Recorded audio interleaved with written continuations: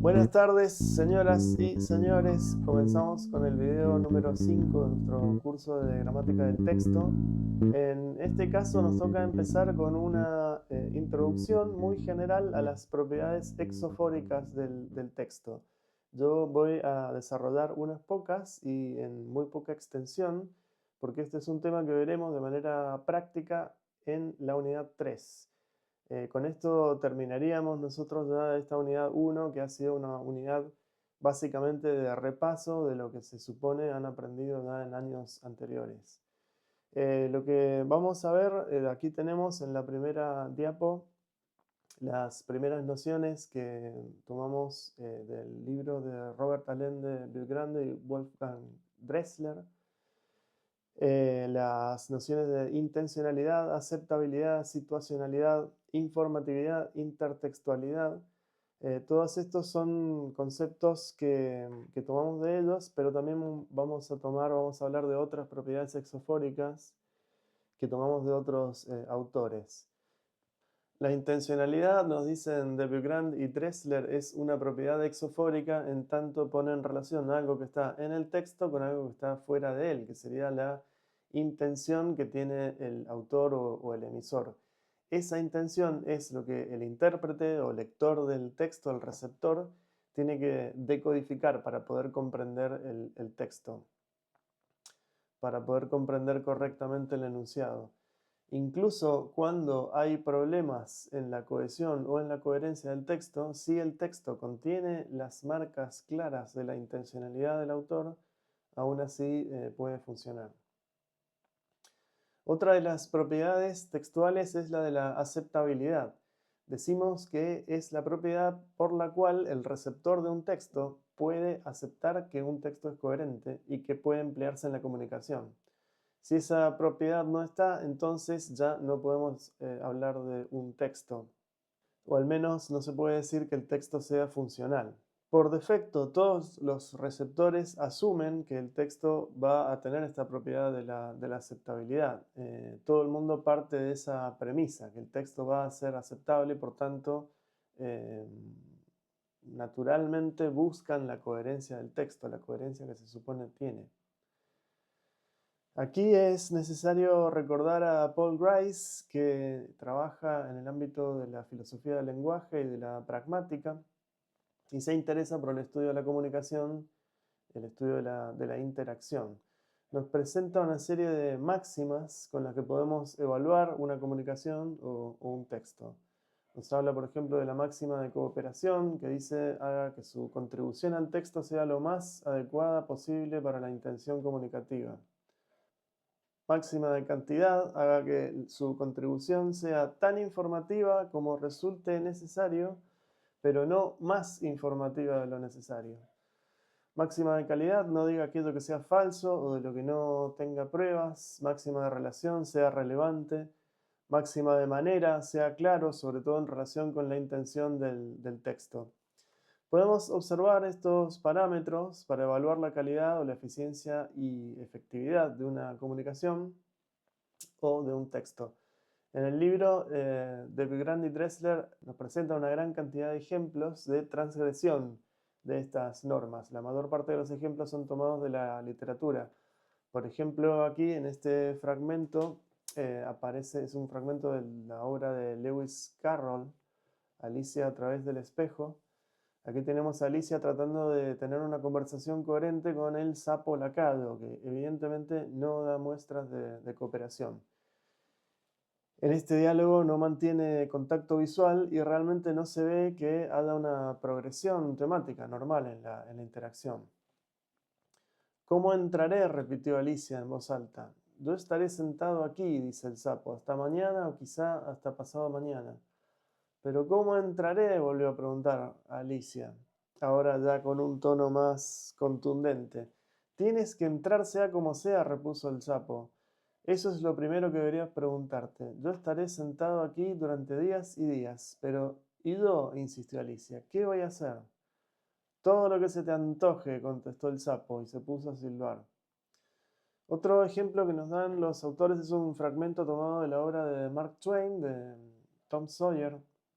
Aquí en un diálogo entre la tía y Tom, la tía le reprocha que se haya comido la mermelada, cosa que no tenía que hacer y que Tom niega, pero rápidamente descubre que es un mentiroso y bueno, se produce violencia, una escena de violencia doméstica. Otro ejemplo de contravención de la norma de manera es cuando el emisor no evita correctamente la ambigüedad. En este caso tenemos un señor que quiere comprar un pasaje de tren, se acerca al vendedor y le dice: ¿cuándo es el tren de Windsor? Entonces el vendedor le tiene que preguntar: ¿hacia Windsor? Pasando a otra propiedad, tenemos también la informatividad, propiedad textual por la cual se regula la cantidad de información conocida o novedosa que un texto proporciona. Esa es la propiedad más relacionada con el contenido, pero al igual que la coherencia, la calidad de ser viejo o nuevo es una propiedad del texto en relación con el contexto. Cambiando el contexto del texto puede ser que cambie la cantidad de información. O puede haberse reducida sin alterar ni una coma del texto, es decir, exactamente el mismo texto. Por eso decimos que es el contenido del texto, la informatividad, está asociada a la línea temporal y a un determinado estado del mundo. También hay otras marcas de la informatividad que son más propias del texto, que son más inherentes al texto y que podemos analizar también como causantes de una mayor o menor cantidad de información. Un aspecto de eso puede ser la riqueza léxica, la cual se puede medir por medio del Type Token Ratio, es decir, el vocabulario del texto, la lista de palabras diferentes del texto, dividida por la extensión, es decir, la cantidad total de palabras con repeticiones. Eso puede ser la medida más elemental de riqueza léxica. Un texto que tenga un muy bajo nivel de informatividad puede producir aburrimiento, y de la misma manera un texto que sea de una informatividad muy alta puede producir confusión. En cualquiera de los dos casos el texto no tiene éxito, por eso el nivel de informatividad del texto es algo que tiene que regularse con respecto a la audiencia. El concepto de informatividad también remite al trabajo de Claude Shannon, que es este matemático norteamericano que publicó la teoría matemática de la comunicación. Este es el creador de lo que hoy se conoce como bits, la medida de información, la medida matemática de la información. Nos dice que la cantidad de información de un texto está directamente relacionada con la condición de predictibilidad de un texto. Un texto muy predecible es un texto bajo en contenido informativo. La informatividad, entonces, también decimos, está asociada al vocabulario, a las palabras de manera individual. Las palabras tienen distinta cantidad de información. No tienen la misma información, por ejemplo, las palabras funcionales, los artículos, los pronombres, las preposiciones, en comparación con otras unidades léxicas como sustantivos, verbos, adjetivos. Las palabras muy polisémicas también son poco informativas. Son palabras que pueden aparecer en cualquier contexto. Una palabra que puede aparecer en cualquier contexto es una palabra poco informativa. Esto es lo que sucede, por ejemplo, si en un determinado texto yo encuentro la palabra deixis, entonces eso me hace a mí tener la capacidad de predecir que se va a volver a hablar del tema, que va a volver a aparecer esa palabra, y también otras vinculadas con el concepto de la deixis. En cambio, si yo en un texto encuentro la palabra importante, esa palabra a mí no me va a servir en absoluto para poder predecir la aparición de otras palabras, porque esta segunda puede aparecer en cualquier contexto, en cualquier texto, casi con independencia del contenido. Es, por tanto, poco informativa. Las palabras con alta informatividad son las palabras que son más específicas, que son menos frecuentes. pero también podemos asociar un nivel mayor o menor de informatividad a las combinaciones entre palabras. Una combinación rara entre palabras o una construcción con una sintaxis marcada, una sintaxis inesperada, en lugar de la típica estructura sujeto, verbo, complemento. Las palabras raras combinadas de manera también inesperada, eso produce mayor trabajo por parte del receptor y se puede decir que es un texto más informativo. Por supuesto, decimos que la informatividad como propiedad va más allá de estos rasgos propios del texto y por eso decimos que es una propiedad fundamentalmente exofórica, porque está directamente en relación con la capacidad que tiene el receptor de poder procesar ese texto con la información que tiene de manera previa.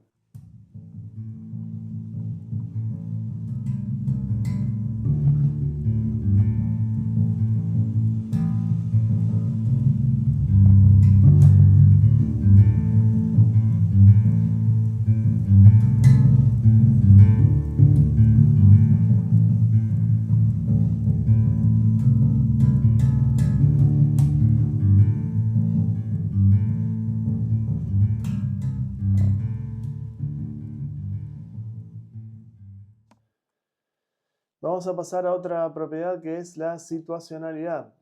La situacionalidad, dicen los autores, es la propiedad textual que pone a un texto en relación con el contexto de situación en el que aparecen los participantes. Cuando se produce un texto, este aparece en un contexto, en una situación determinada, y esa información sobre el contexto da pistas acerca de cómo se tiene que interpretar. Hay que notar que la situacionalidad es un elemento previo y dado, pero puede cambiar en el transcurso de la interacción, en el transcurso de la comunicación. Es decir, hay unas condiciones que vienen impuestas por el espacio, pero los interlocutores pueden cambiar desde el texto, desde la interacción, la situación del texto. El ejemplo que nos dan los autores es nuevamente tomado de la literatura, en este caso la obra Winnie the Pooh. Es un diálogo entre un efelante que ha atrapado al puerquito y pareciera que está a punto de comérselo, pero por medio de un diálogo, de un manejo hábil de la situación comunicativa, el cerdo consigue reconducir la situación hacia un estado más favorable para él. El cerdo lo que hace, la estrategia es no mostrar una coherencia, digamos, entre su texto y la situación de aparente peligro en la que se encuentra.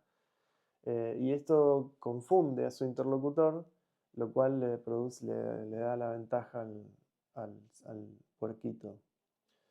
Vamos a pasar a otra propiedad que es la intertextualidad. Esto se relaciona con el tema de la polifonía textual, un tema que probablemente no vamos a alcanzar a revisar en este curso, pero es un tema muy interesante porque es el análisis de las distintas voces que se producen en el texto. Normalmente uno tiende a pensar que el texto es de un autor individual, pero sin embargo todo texto es siempre una obra coral, digamos, porque lo que hace el autor del texto es traer distintas voces, distintos puntos de vista a su texto, ya sea para apoyarse en ellos o para contraargumentar.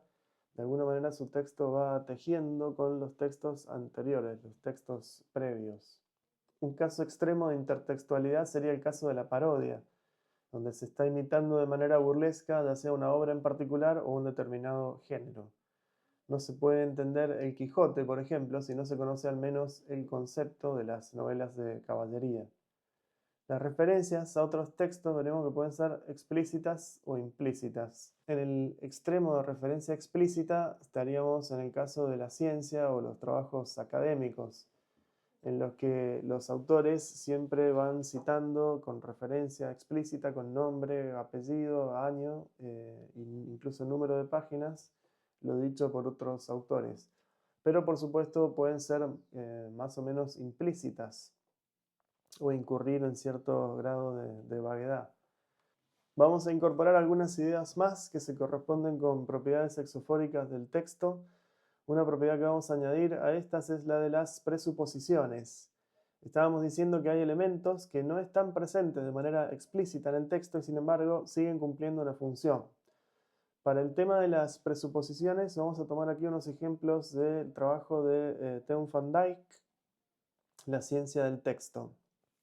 Este autor nos explica por qué las presuposiciones permiten conectar distintas proposiciones en un texto. Leemos en el ejemplo: Pedro no tenía dinero, por lo que ahora no ha ido a la taberna. Necesitamos compartir algunas presuposiciones para poder entender cuál es la relación que hay entre esa secuencia, entre esas proposiciones. Es por tanto una propiedad que no está en el texto, sino en el receptor. El lector necesita saber que en las tabernas hace falta dinero. Otro ejemplo dice: la cosecha no fue buena, no ha llovido en todo el verano. Esto implica una relación de causalidad. Dado que no ha llovido en todo el verano, la cosecha no fue muy buena. Estas presuposiciones operan con lo que vamos a llamar marcos mentales o frames.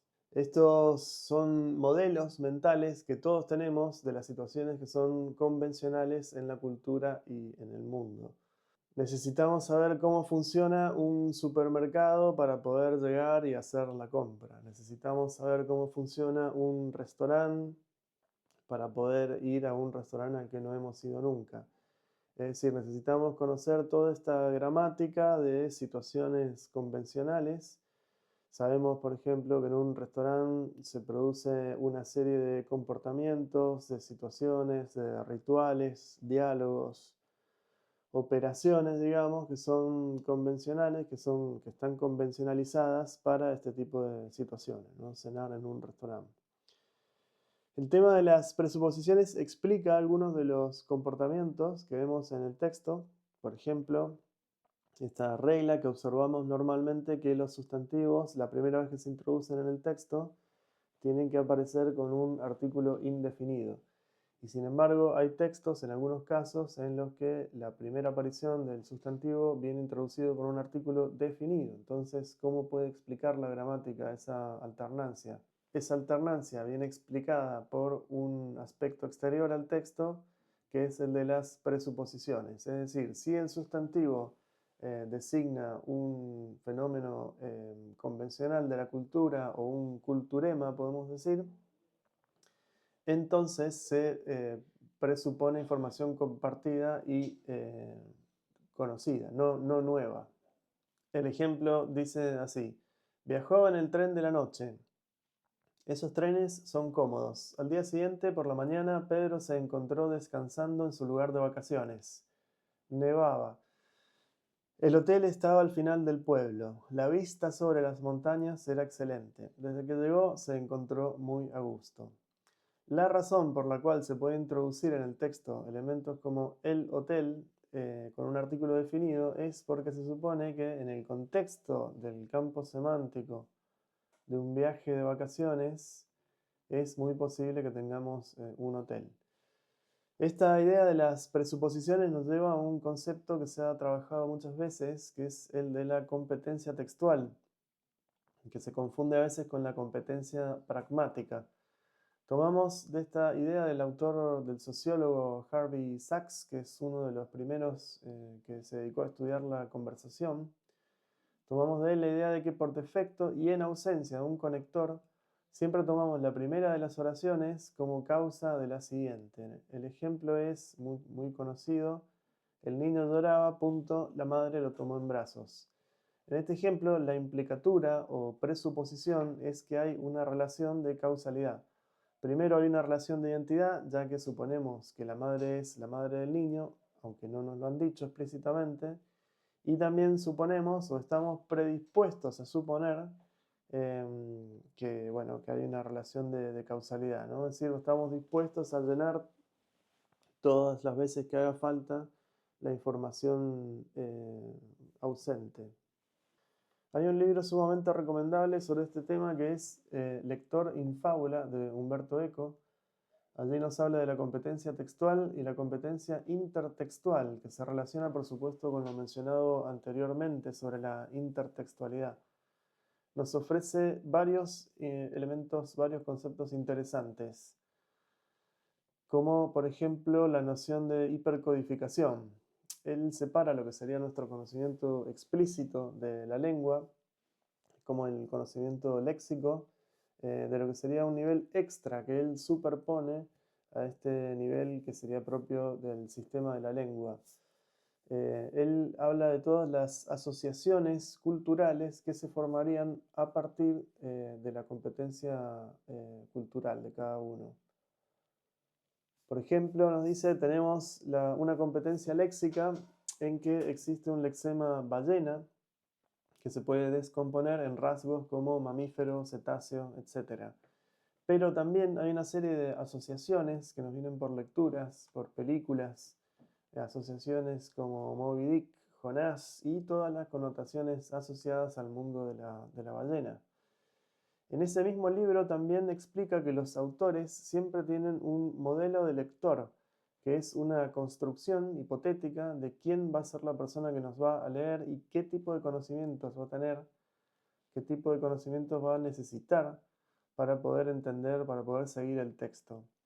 Eco nos dice que hay que prestar atención a todas las marcas que nos deja el texto de cómo el autor se ha imaginado a este lector, o mejor dicho, qué es lo que este lector puede saber o qué actitudes puede tener acerca de cierto tema.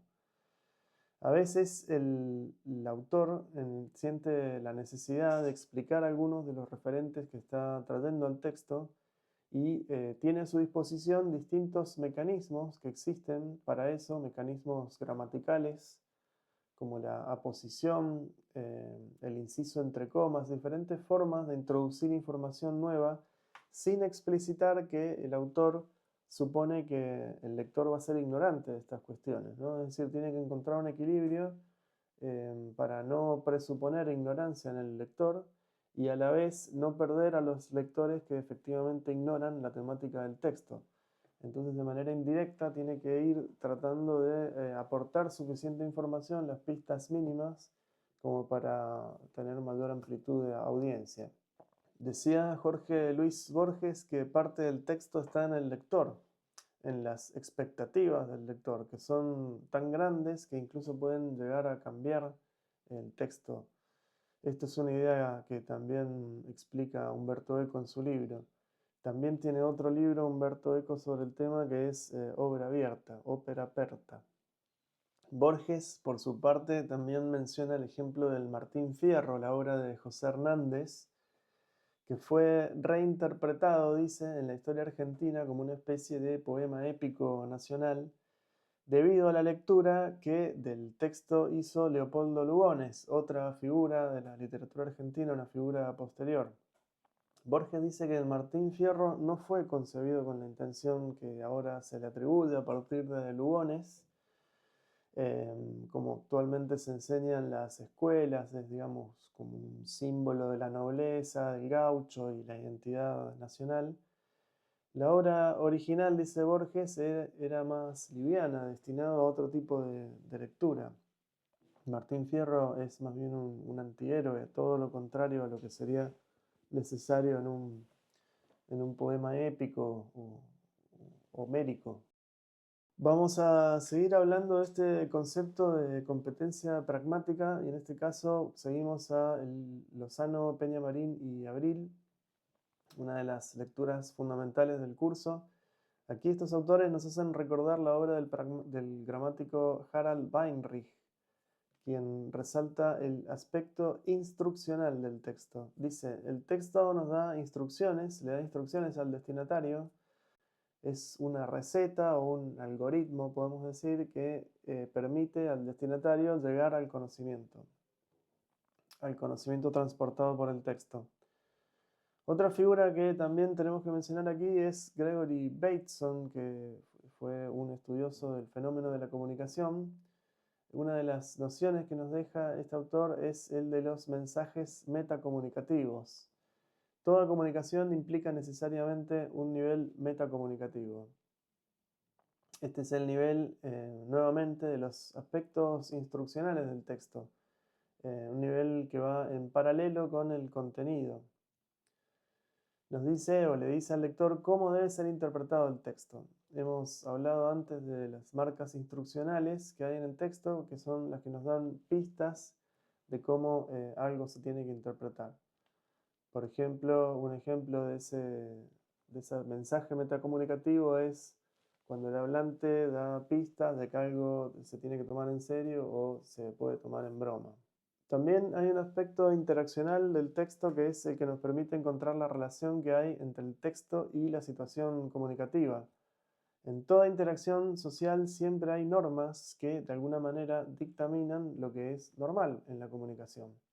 No es algo que se enseñe normalmente en la escuela, pero determinan lo que puede ser normal en una determinada situación. Si yo voy por la calle, por ejemplo, y alguien me pregunta dónde está el casino, yo no me voy a sorprender, no me voy a extrañar, voy a indicar pacientemente a la persona cómo tiene que hacer para llegar al casino, porque es una situación normal, digamos, o esperable. En estas situaciones, los participantes tienen que compartir ese conocimiento de lo que es una situación normal. Muchos lingüistas han prestado atención a esto de la situación comunicativa, de las relaciones entre el texto y la situación comunicativa, sobre todo a partir de la obra del antropólogo polaco Bronisław Malinowski, que publicó un capítulo en el año 1923, un capítulo muy famoso en el libro que publicaron Ogden y Richards. Allí Malinowski define el concepto de comunión fática, que es el equivalente de lo que luego toma Roman Jakobson como la función fática de la comunicación. Y esto es importante para nosotros porque, bueno, aquí nos explican, esto, sobre todo Malinowski y Jacobson, nos explican que en la comunicación y en el texto no solamente hay transferencia de información, también hay otras situaciones que se producen en la interacción entre los participantes. Muchas veces esa interacción es más importante que el contenido, la situación de comunicación en sí más importante que la información que se supone que se tiene que transferir. Este sería el caso, por ejemplo, cuando la gente habla del tiempo, o habla de fútbol, o habla de cosas intrascendentes, lo que en inglés se llama el small talk. ¿Cuál es la necesidad de decirse cosas sin importancia? No parece necesario hablar de la lluvia, pero la función que cumple aquí esa comunicación es que la gente está más cómoda hablando que quedándose en silencio. En esta introducción a las propiedades exofóricas solamente hemos hecho una primera mirada a los conceptos que nos interesan, que van a ser útiles después. Sin embargo, hay otros conceptos que luego veremos en la unidad 3 con mayor profundidad. Estos son los conceptos de deixis y modalización. La deixis y la modalización son también marcas que están en el texto, pero que remiten a algo que está más allá del texto.